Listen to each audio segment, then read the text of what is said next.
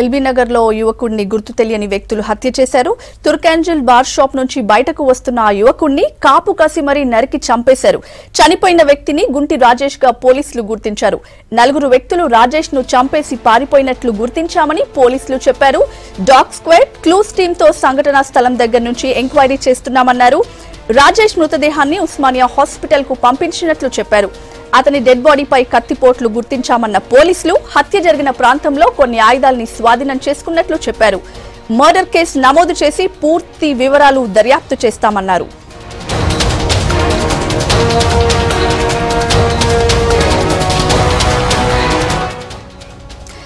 రాజేష్ తను కలిసి ఓ ఫంక్షన్ కు వెళ్తే మధ్యలో బార్ కు వెళ్లామని మృతుడు స్నేహితుడు యుగంధర్ చెప్పారు. తను బార్ లో డబ్బులు కట్టి బయటకొచ్చే లోపే కొందరు వ్యక్తులు రాజేష్ ను హత్య చేసి పారిపోయారన్నారు.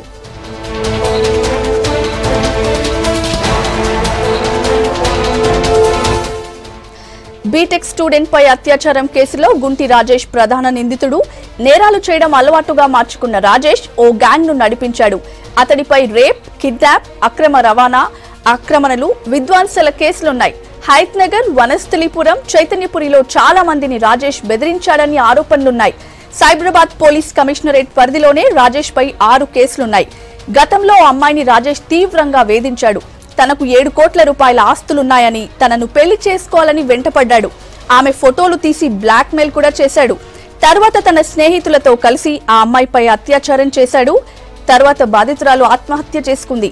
నిర్భయ చట్టం, పీడీ యాక్ట్ కింద అభియోగాలతో జైలు శిక్ష అనుభవించిన రాజేష్ ఈ మధ్య బయటకొచ్చాడు. మరో 3 జీవితాలతోనూ రాజేష్ ఆడుకున్నట్లు ఆరోపణలున్నాయి.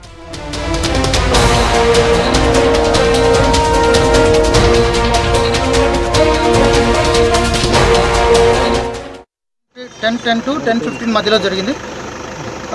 3 నుంచి 4 వచ్చి మర్డర్ చేసినట్టుగా మాకు ఇక్కడ ఐ విట్నెస్ని బట్టి తెలుస్తుంది.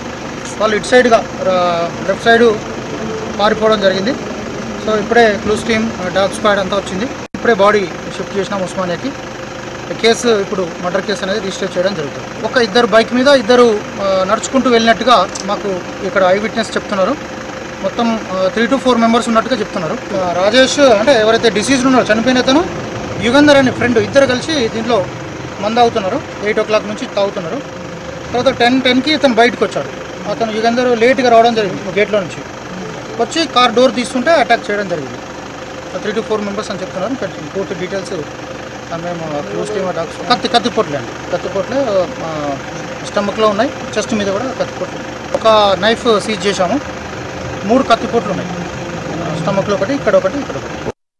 అని చెప్పేసి నేను లేట్ అవుతా అని చెప్పేసి అప్పుడు టైం మీద కూర్చొని వెళ్దామని చెప్పి వెళ్దాం. ఇలా కూర్చున్నాం, అది కంప్లీట్ చేసినాం. బయటకు వచ్చే వరకు లోపల కూర్చుంటే 2-3 వచ్చేసాడు. నేను అలా చూసి పేపర్ లోపల పోయి తీసుకొచ్చే వరకల్లా ఆ ప్రాబ్లమ్. నేను ఇట్లా డోర్ తీస్తున్నా, వాచ్మెన్ ఉంటే చేంజ్ చేయమని అంటే చేంజ్ చేస్తున్నా. నేను చేంజ్ ఇచ్చే లోపల సపోర్ట్ చేసింది. అనేసే వరకు నేను లోపలికి వెళ్ళి తీసుకొచ్చా. సపోర్ట్ చేసి లోపలికి వెళ్ళి పిలుచుకొచ్చింది ఫ్రెండ్ అన్న.